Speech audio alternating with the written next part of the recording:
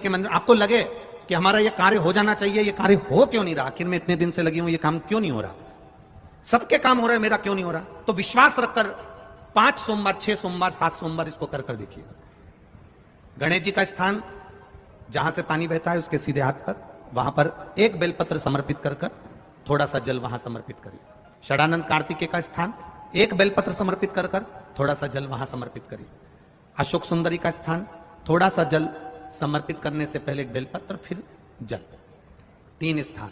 चौथा, मां पार्वती जी का हस्त कमल, एक बेलपत्र समर्पित कर कर जल चारों तरफ चढ़ाने के बाद में। 5वां, शिवलिंग के ऊपर बेलपत्र समर्पित कर कर पूर्ण जल शंकर को समर्पित कर देना। ये 5 स्थान का चढ़ा हुआ जल आपके जो काम अटक रहे हैं, जो कार्य में आपको तकलीफ आ रही है, आप बाबा को बस एक बेलपत्र और एक लोटे जल में से 5 स्थान पर जल समर्पित करने पर आप तुरंत 2 महीना भी नहीं लगेगा, मेरा विश्वास कहता है 15 या 20 दिन में बाबा उसको स्वीकार करेंगे। 15 से 20 दिन। पहला जल कहां चढ़ाना है, जम के बोलो जरा, गणेश जी वाला स्थान। दूसरा, कार्तिकेय वाला स्थान। अब इसको समझ लेना आप अच्छे से, हम ये नहीं कह रहे हैं कि तुम गणेश जी की मूर्ति पे चढ़ाओ, हमने ये नहीं बोला। हमने ये भी नहीं बोला कि कार्तिकेय जी की मूर्ति पे जल चढ़ाओ, हमने ये भी नहीं बोला कि माता पार्वती जी की मूर्ति पे जल चढ़ाओ। आप तो जो शिवलिंग रखा हुआ है और जो जलाधारी गोल है उस पे जो शिवलिंग रखा है, जहां से पानी बह रहा है, उसके राइट हैंड में गणेश, लेफ्ट हैंड में कार्तिकेय, बीच में अशोक सुंदरी, पार्वती जी का स्थान हस्तकमल और ये शिवलिंग। आपको गणेश जी के ऊपर जाकर जल नहीं चढ़ाना, आपको कार्तिकेय के ऊपर जाकर जल नहीं चढ़ाना, आपको देवी जी के ऊपर जल नहीं चढ़ाना, आपको तो केवल शिवलिंग की जलाधारी पर और शिवलिंग पर जल चढ़ाना। पहला स्थान बोलते जाओ जम के, केवल जल नहीं, बेलपत्र फिर जल। दूसरा, कार्तिकेय। तीसरा, अशोक सुंदरी। चौथा,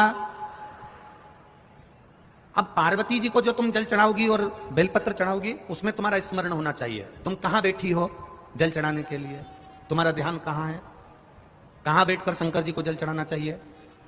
आपको पहले भी कथा में कहा, जहां से जलाधारी का पानी बह रहा है इसके ठीक विपरीत जगह में आप यहां बैठ जाओ।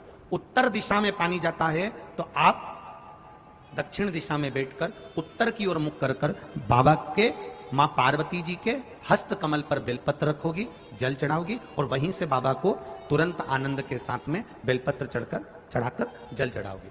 भले खड़े होकर या वहां जाकर तुम यहां पर जल चढ़ा दो, परंतु उसके बाद में जब आप जल चढ़ाओगी, जब बाबा पार्वती जी को जब बेलपत्र और जल चढ़ाओगी तो आपका मुख कहां होना चाहिए, जहां से पार्वती, जहां से ये जल बहकर जा रहा हो, यहां बैठोगे तो जल जहां बहकर जा रहा है उधर की साइड तुम्हारा मुख हो जाएगा, उत्तर की साइड तुम्हारा मुख हो जाएगा और बाबा को आप जल समर्पित करो। तो पहला जल बेलपत्र गणेश जी, दूसरा कार्तिकेय जी, तीसरा अशोक सुंदरी, चौथा माता पार्वती जी का हस्त कमल और 5वें नंबर का जल भगवान शिव के ऊपर, अर्थात भगवान देव अधिदेव महादेव से